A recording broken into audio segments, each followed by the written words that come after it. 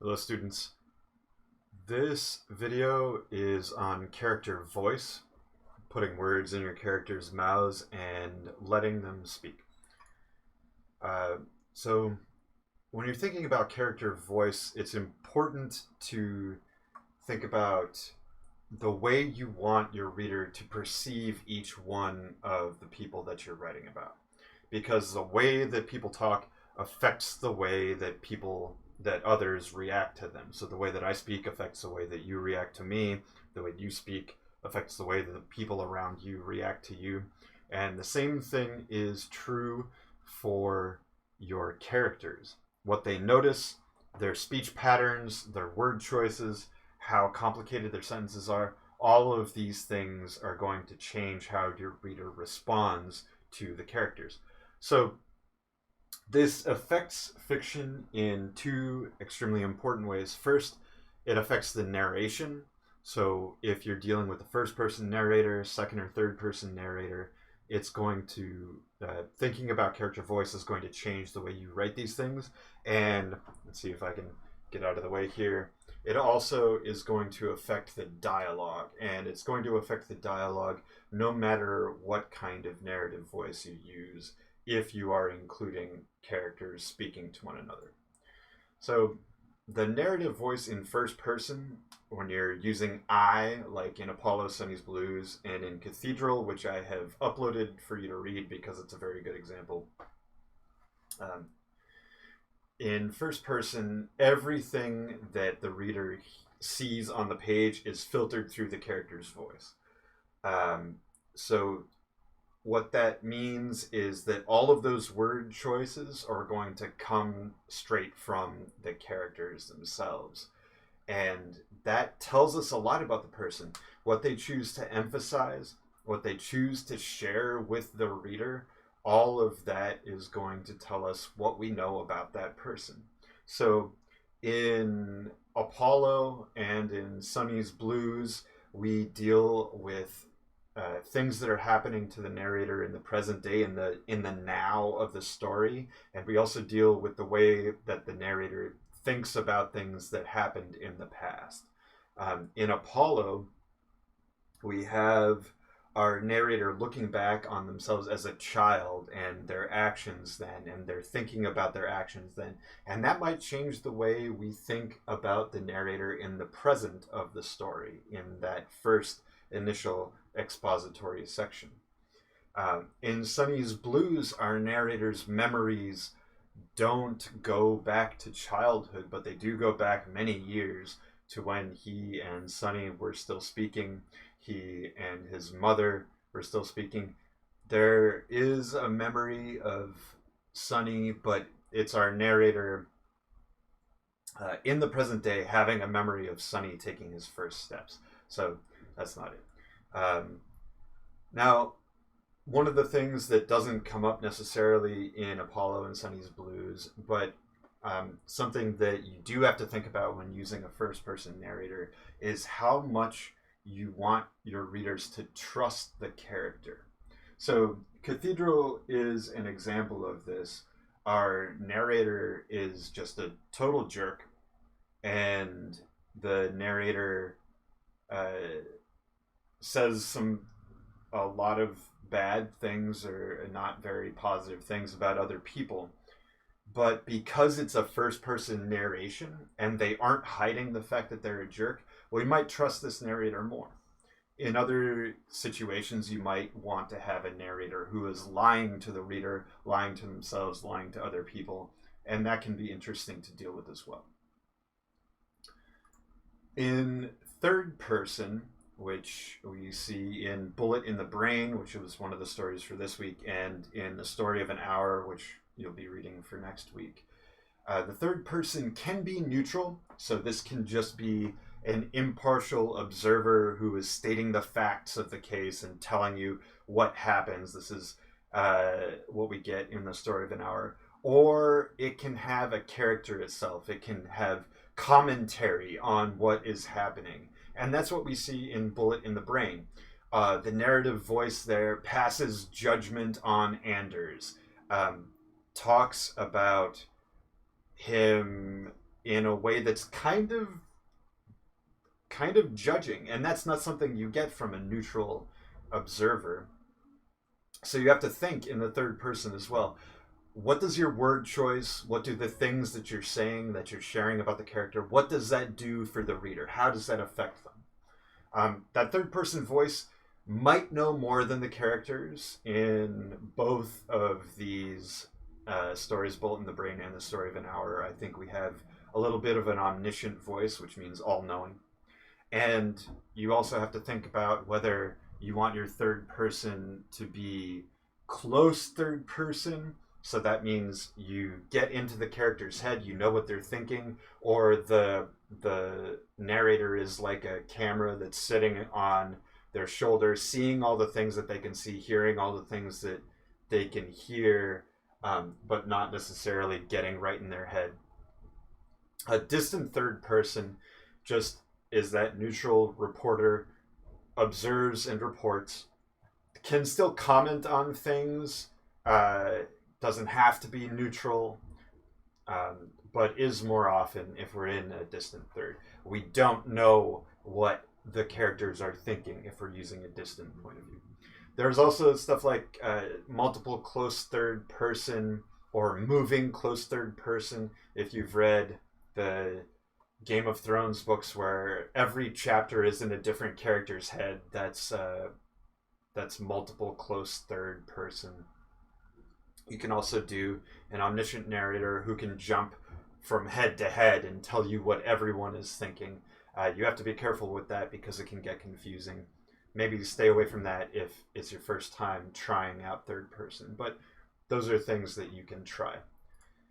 Second person, where you're directly addressing the reader, you're saying, you did this, you thought this, you saw this, is very hard to do well because you are putting the reader in the role of a character who is taking these actions, seeing these things, thinking these things. And the reader might not be the type of person to do or notice or think the things that you want them to do or notice or think. And that means that the actions should probably be believable or relatable, or your reader is probably going to just push away the narrative. They're not going to feel comfortable in that. This isn't always the case. Some readers will go along with it. And in some cases, you might be able to put the reader in the role of a character who's doing terrible things, and they'll go along with it. But it does take a delicate touch. I wouldn't recommend it if you are not practiced in writing fiction. So the most important thing for you is that you feel comfortable or get comfortable writing in the voice that you choose. You get to know your character well, and you write something that flows for you. And I also want you to know that it's important for you to try things out and have fun in this. You aren't going to know if you like a voice until you try it out, and you aren't going to improve and push yourself and expand your abilities in fiction unless you're trying new things. So go ahead, remember there's no real harm in trying things out, and have fun with it. Okay, the next thing to think about with regards to voice is dialogue. When you're writing dialogue, so characters speaking to each other or speaking out loud for whatever reason, you have 4 goals. You can see them here. We're going to go through them one at a time. The first goal is to sound natural. It's important for your readers to believe that your characters would say the things that you're having them say in the way that you're having them say it.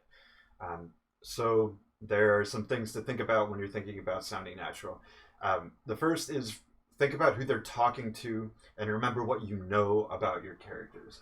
So your characters probably speak differently when they're talking to someone like a teacher or a parent or a rabbi than they might speak to a friend or a sibling. And when you're thinking about what you know about your characters, think about what they are trying to get out of the situation. They're going to use different words, and they're going to say different things if they're trying to get a favor out of someone than if they're trying to collect a debt, for instance. Um, Another tip for sounding natural is to read your dialogue out loud. If it sounds awkward coming out of your mouth, or when you hear it in your ear and you imagine your character using it, then you should probably work on that line some more. And finally, on this point, it's important to remember that in some cases, your characters might sound unnatural or awkward. If they're uncomfortable in the situation for whatever reason, or if they're trying to sound smarter than they are or use jargon that they're not familiar with, they might sound uncomfortable, and that's okay. The next goal, after sounding natural, is advancing the plot. Your dialogue should move the plot forward, and this helps your reader feel that they aren't just treading water, they aren't moving anywhere, which means that you should skip the boring stuff by summarizing or ignoring it unless the point of the conversation is that things are boring. So when two characters run into each other, normally, if I meet someone on the street, I say, "Hey, how are you doing? What's up?" And we have a little bit of pleasantry exchange that is not super important to the plot of my life. Weird as that sounds. So in fiction, you would either skip it or summarize it really quickly, or just have one line so that the reader knows what's going on, that you didn't just walk up to someone and say, "Hey, where's my money?" You might have a character do that anyway. So you want to make sure that things are moving forward. And a really easy way to do this is to show or develop character in dialogue. So dialogue can be used to demonstrate some things that are not mentioned in the narrative. So you could imagine a conversation between an awkward person and their crush.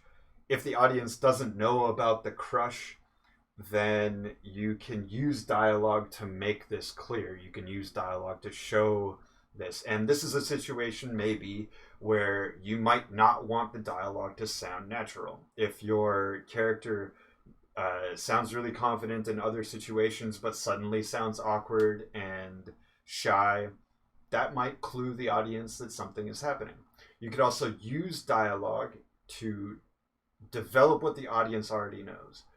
If we know about the crush, the conversation can emphasize the fact that the crush exists and develop our understanding of the character. If we know that the character is awkward, then every time they speak, maybe that awkwardness comes through, and then maybe it's important that the character finds someone that they are comfortable speaking to, and we can see that, the reader can see that in the dialogue. So the next goal of dialogue is that it should have subtext. It should say more than it is saying. So you can think about this. The phrase "we need to talk" means different things depending on what the audience knows about the characters. So if one of your parents says to you, "we need to talk," that means something. If the person that you're dating says, "we need to talk," that means something different. But in both cases, it has subtext. You know that there's probably something not great going on. If you think about the conversation between the narrator and Sunny in Sunny's Blues, Sunny is repeating, "It can come again, it can come again, I want you to know it can come again." He's not talking about the darkness, this abstract thing. He's talking about his addiction. He's talking about his addiction to heroin in there. And that's subtext. It's not very buried very far. It's like pretty close to the surface, but still, that's an example of subtext. Often when you're trying to work in subtext, you can use what I call stage prompts here, or stage directions, to help. These are gestures or descriptions of things that are happening while the dialogue is going on, because people usually don't just stand perfectly still and speak at each other without using like facial expressions or gesturing a lot. So In Apollo, if you think about the scene where the narrator is putting eye drops in Raphael's eyes, all of the stage directions there, like Raphael tells the narrator not to come any closer. I went close. I forget the exact words, but we know that the narrator went closer. And this has meaning for the scene. It adds subtext to the rest of the things that happen. In Sonny's Blues, during that same conversation I was just mentioning, Sonny is crushing a beer can the whole time this conversation is going on. We see his internal struggle. We see how hard he's working to get these words out and how uncomfortable he is and how much pressure he feels through the fact of him crushing that beer can. So again, these are the 4 goals all up here at once, and you don't need to do all of these things every time you write a line of dialogue. These are just things to keep in mind. And the way that you approach and use dialogue is going to change depending on your goal for that particular scene. All right, let's talk a little bit about dialogue formatting. I have some examples here. And Jean here is explaining to Charles what's going on. So every time a new speaker is speaking or the speaker changes, you should start a new paragraph, including if the new speaker does something before speaking. So Charles tilted his head and squinted at her. This is a paragraph with a new speaker, so we start a new paragraph. Jean nodded. This is a new person reacting. And then we have a paragraph where Charles reacts to what Jean says, but then Jean's smile and her reaction to this is still the focus of the paragraph. So take a look at this and think about it. Pause the video if necessary, and think about what's going on there. We also have examples of using dialogue tags. So Jean said is what we call a dialogue tag. And when you're using this, said is the most common and probably the best dialogue tag that you're going to have access to. Yelled, screamed, whispered, those things are possible, but if you're going to use those, it should be obvious to the reader before they're yelling, screaming, whispering, whatever, that would be the right reaction. So you should start a new paragraph every time the speaker changes Jean yelled. Once the reader gets to the point where it says Jean yelled, they then have to rewrite that last line in their head. They have to rehear it because now at the end of it, they know that Jean is yelling instead of ahead of time. So you can put the dialogue tag ahead of time. Jean yelled at Charles. You should start a new paragraph every time the speaker changes. That's possible. All right. The second example here, we don't have a dialogue tag, but as a reader, we know who's speaking because Charles is the one who's acting in this paragraph, and he is named. Here we have an example of an internal tag. Some people, Jean said, will leave a character reaction in the same paragraph, etc. So where you're going to place the dialogue tag can add rhythm to the piece of dialogue. So try it out. Again, you should practice with these. Typically, when you're having a conversation, too fast. When you're having a conversation between two people, you don't need to have dialogue tags or names in every single paragraph when the speaker changes, because there are only two people. Your audience should be able to follow a few lines of back and forth, especially if it's clear who is doing what in the scene. If you have more than two people, use more dialogue tags. Even when you have two people, use dialogue tags frequently enough that your reader can stay grounded and knows who's saying what. But yeah, three people, more than three people, use dialogue tags, use a lot of action. And if you want examples of this, go back, look at Sonny's Blues, look at Apollo. Look at Bullet in the Brain. Take a look at Cathedral. There's a lot of dialogue in there. And you'll see a lot of examples. Look at whatever books you're reading for fun, and take a look at how the author uses dialogue tags. All right, so your writing exercise is posted to Blackboard. Here it is very briefly. I want you to write 3 different conversations, 3 different pieces of dialogue, or scenes of dialogue, with the character that you built up for your character sketch last week. Or you can make a new character, I don't care, as long as you know the character well enough to be able to hear them, to know what they sound like and know how they would interact with these people. So asking someone they know very well for money, this can be a friend, a parent, a teacher, whatever, someone that they know really well, asking them for money. Next, I want a scene of dialogue where they are admitting a mistake to someone that they respect very much, so someone whose opinion of them they value. And then finally, I want you to write a scene of dialogue where they are lying to a complete stranger.